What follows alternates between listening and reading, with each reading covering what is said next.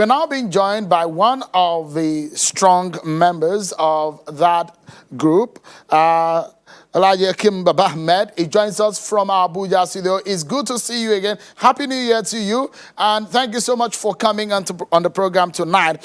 Interestingly, you are also the spokesperson of the Northern Elders Forum, and perhaps let me get your reaction to the statement you released yesterday. In that statement, the Northern Elders Forum was reacting to what had been happening, the issue of security, and you said, and I quote, "Law-abiding Fulani communities are advised to seek protection where it is available." Can you expatiate on this?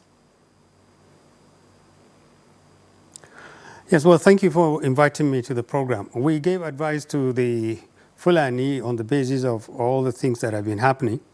Everyone in Nigeria knows in the last few days, a lot of Fulani people have been harassed, threatened, and attacked. Initially in the western part of the country, now also in the eastern part of the country.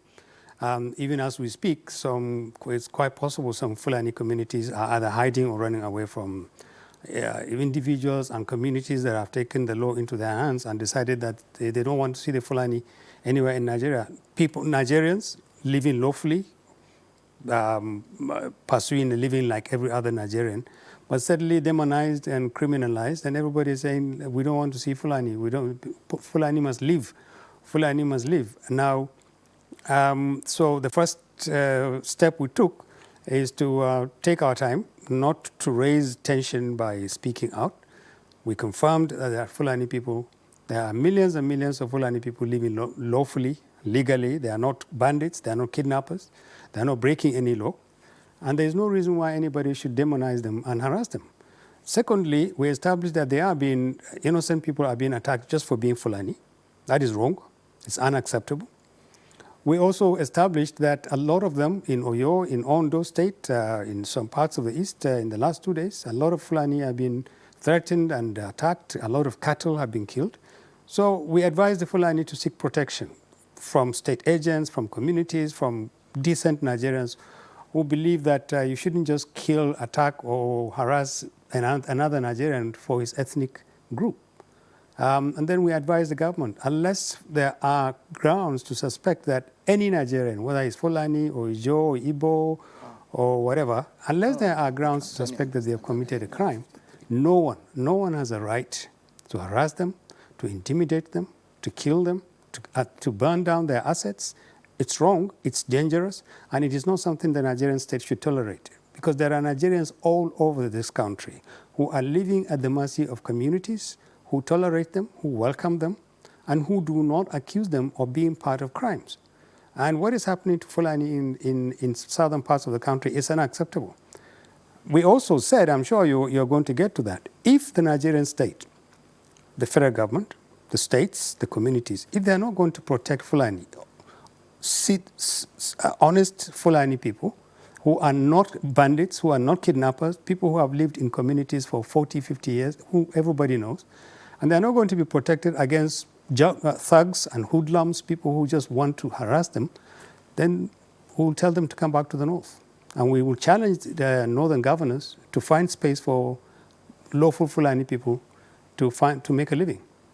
I'd like you to react to this. A leader of the Yorubas, the Are Ona Kankanfo, in an exclusive interview with Channels Television said this, and I'd like you to react to what he said. Take a listen to what Chief Gani Adams said to Channels TV.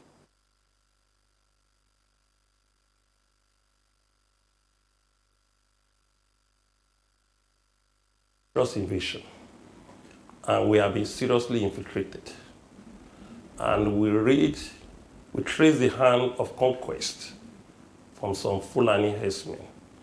Because majorly we have some Fulani that have been living with us peacefully for the past 100 years. We have about 2 or 3 generations of Fulani people living with us peacefully. But for the past 7 years, we now witness strange things from the Fulani tribe in Yoruba land. The one that is living peacefully will not give us intelligent report about the criminal activities of the people that come in to the different community in Yoruba land. And, they have discouraged the Yoruba people from farming now. And if care is not taken, within 1 year, there will be a famine in Yoruba land. Dr. Baba-Ahmed, how do you react to that? Well, first of all, it would be unrealistic for anybody to say that some Fulani do not represent threats to communities. They started in the north. There are a lot of Fulani who are involved in criminal activities. They made the north their first victim, so we would be the first ones to admit that there are indeed criminal elements among the Fulani.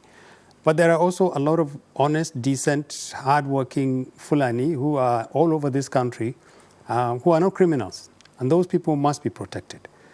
This idea that the Fulani represent a threat, and so when you say Fulani, everybody just starts panicking. We don't want to see Fulani, we don't want to see cattle.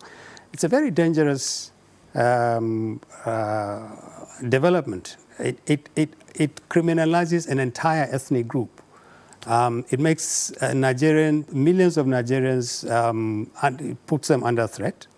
It creates an image of a reality which is not true. And it also puts other ethnic groups in danger. Because all you need to do is to identify particular crimes and identify those crimes where a particular ethnic group is preponderant. Now, I'm not going to mention a tribe, an ethnic group here, but let me tell you something. In Kano State, and this is backed by evidence, it's hard evidence, drug manufacturing, drug distribution is linked with a particular ethnic group. This is not a rumor. This is hard fact. More than 80% of all the drugs that is packaged, made, distributed in many parts of the north is directly linked with a particular ethnic group. Should Nigerians go around saying everybody who is a member of that ethnic group is a criminal, is involved in drug making? There are millions and millions of Nigerians all over this country. If we begin to demonize people and say as soon as we see a particular person from an ethnic group, we profile them and we link them up with a crime. Now, I was listening to the Ari Onako Kamfo there, and he's talking in generic terms about Fulani. Fulani have been in southern parts of the country for longer than 100 years, long before even colonialism. There's no community which doesn't know Fulani. They've known them as honest people. They've known them as hardworking people. And when you hear people like this saying, oh, we see a new Fulani, we see a new Fulani. Yes, there is some infiltration among the Fulani. We accept that. We also believe that it is the responsibility of the state to identify that infiltration. It's not up to any ethnic champion. It's not up to anybody. People cannot assume responsibilities for the responsibilities of the state. It is the Nigerian state who should fish out, whether Fulani or whoever, who is a criminal and who should determine that. But if people start usurping responsibilities of the Nigerian state and chasing Fulani and saying, we don't want to see you here, pack and leave, burn down their homesteads, burn down their cattle, harass them, kill them, that is not acceptable. And like I said, Dr. it is very, very dangerous. It's interesting that you are wearing different caps tonight. Let me get your view, because you are a part of the NCF that is planning a mega political platform to be launched in March. What are you bringing to the table differently, and how are you telling Nigerians on how you want to achieve this? Well, let's start from what we're talking about now. What is going on in the country now is a very, very good reason why this country needs a completely different type of leadership. Look, we are where we are today because for the last 10, 12, 15 years, a trend has been in motion where more and more citizens have become marginalized, threatened, pauperized, because the Nigerian state has completely broken down. Citizens are not being protected. The economy is shrinking. Our leaders are up after power. They are not interested in governing citizens. The program, I watched your interviews with the Governor Uzodinma and happenings in the APC. This is exactly why we are trying to create an alternative to APC and PDP. These two parties have run the country aground. They have destroyed this country. And if we are going to continue to follow these two parties that are going to destroy each other and continue continue on and finish this country, there will be no Nigeria. I assure you, in the next 10 years, there will be no country. Because these are not political parties. These are clubs of powerful and rich people who are interested in state capture, meaning they want power so that they can lay their hands on state resources, plunder the country, impoverize citizens, make us more desperate, make us fight each other. And there's nothing to fight over. This is a very rich country. There is enough land for the Fulani as much as anybody else. We don't need to fight over land. We don't need to fight over water. We don't need to fight over resources. God has blessed this country. He has given us 200 million people. For goodness sake, in 200 million people, we can produce leaders that are a lot better than these two parties. So we need to recreate the political process. We need to throw away these two parties. Now, so now before we started this program, APC is registering members, its own members, doing another registration to prove what? To prove that it has people in the field. Ask 10 Nigerians which party they are supporting, 10. Ask them what their two parties stand for. They won't be able to tell you. None. They're interested in capturing power, fine. They're interested in getting their people to become governors so that they can share out public's property, public's wealth. This is not what this country needs. What this country needs is good leaders who understand what the problems of the country are, who serve because service is good, service is honorable. They're not in power to make money. They're looking for solutions to why our young people can't get jobs. They're interested in why Fulani and Yoruba in Yoruba villages cannot live with each other. They are looking for ways in which we can expand the resources and not just chase the little that politicians and finish and then throw out of the windows. There are many, many things wrong with this country that we're looking at that we hope we can fix. And we have to fix them, not just for ourselves, but for our children and their children.